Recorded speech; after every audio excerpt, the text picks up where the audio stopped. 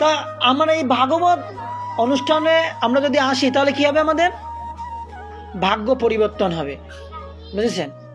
এই জন্য আমাদের সাধু সঙ্গ করতে হবে, সাধুর মেলায় যেতে হবে, সাধুর হাটে যেতে হবে। সাধুর হাটে গেলে কি হবে, আমাদের ভাগ্য পরিবর্তন হবে। আর যদি কানার হাটে যান তাহলে কি হবে? তা আমরা বেশিরভাগই কানার হাটে যাই। আমরা আসলে এই পৃথিবীটা সবই কানার হাট বাজারের মতো, কিন্তু সাধুর হাটে কেউ আসতে চায় না। আর যদিও আসে, প্রসাদ পাওয়ার একটু আগে আসে, বুঝতে পেরেছেন? তাই ভগবত সেবা করতে হবে, গোবিন্দের সেবা করতে হবে, সাধুর সেবা করতে হবে। না করিয়া বৈষ্ণব সেবা নিস্তার পেয়েছে কেবা। আপনি যত যা কিছু করেন, নামযজ্ঞ করেন, অনেক দান দান করেন, স্কুল করেন, প্রতিষ্ঠা করেন, কোনো লাভ নেই। না করিয়া বৈষ্ণব সেবা নিস্তার পেয়েছে কেবা। বৈষ্ণব সেবা করতে হবে, শুদ্ধ ভক্তের সেবা করতে হবে, সৎ গুরুদেবের সেবা করতে হবে, তাহলেই আপনি জগৎ থেকে নিস্তার পাবেন। দেখুন আমরা কেমন সাধু সেবা করি জানেন, আমরা কেমন ভগবানের সেবা করি জানেন? দায় ঠেকা, ওই করতে হয় তাই করতে হয়, বুঝতে পেরেছেন? আগের দিন 1 কেজি খেজুর আনিছে, তা রাতের বেলা সবাইকে দিয়ে দিছে। আর ভগবানের রান্নার সময় হয়তো 100 গ্রাম খেজুর আছে। আর যেটা মূল উদ্দেশ্য ভগবানকে মধ্যাহ্নকালীন রাজভোগে ব্যবহার করতে হবে, তখন আর নেই। এটা হচ্ছে আমাদের বৈষ্ণব সেবা, বুঝেছেন? তা বৃন্দাবনের একটা মন্দির, খুব প্রসিদ্ধ মন্দির, সাক্ষী গোপাল মন্দির। কি মন্দির? সাক্ষী গোপাল। তা ওই মন্দিরে পূজারী নিত্য ভগবানকে অনেক প্রকারের মিষ্টান্ন দ্রব্য আদি, লাড্ডু, সন্দেশ, ক্ষীর, এগুলো ভোগ দেয়।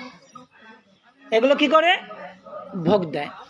তাই একদিন কি করেছে, দুপুর বেলায় রাজভোগের আয়োজন করেছে সেই মন্দিরের পূজারী।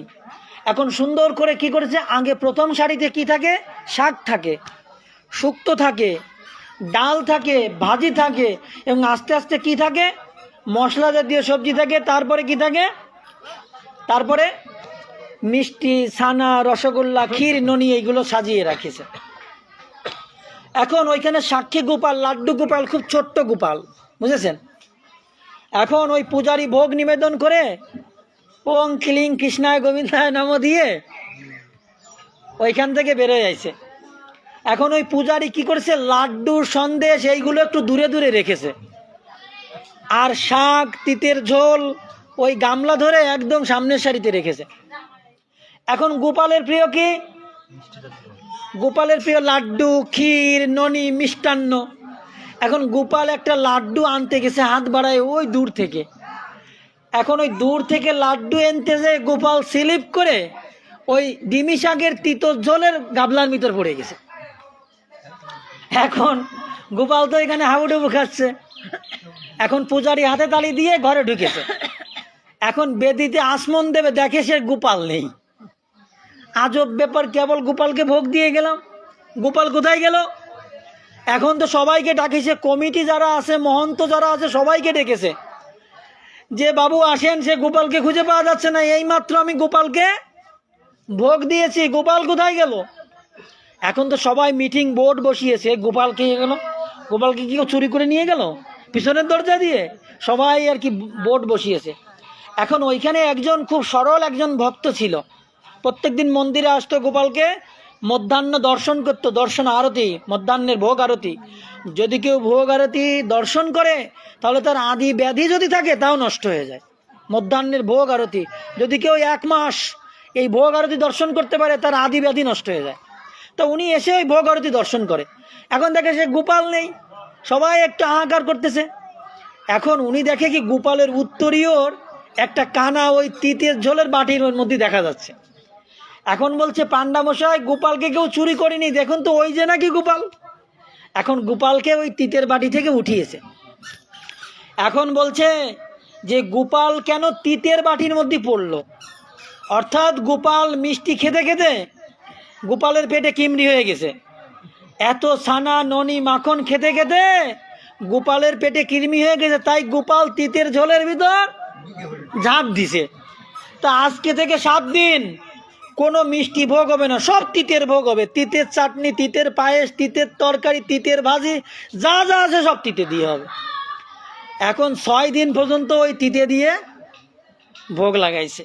এখন 7 দিনের দিন গোপাল বলছে, বাবা পূজারি বাবা তুই আমারে ক্ষমা কর, শোন আমার পেটে কিরমি টিরমি হয়নি, আমি ওই লাড্ডু আনতে গিয়ে আমি ওই তিতের ঝোলের মধ্যে পড়ে গেছি, আর তোরা আমারে কি করতেছিস, এই 6টা দিন আমার তিতের চাটনি, তিতের পায়েস, তিতের ঝাল, তিতের সব দিয়ে আমার তিতে খাইছিস তোরা, তা আমারে ক্ষমা কর, আর এরকম সেবা আমারে করিস না।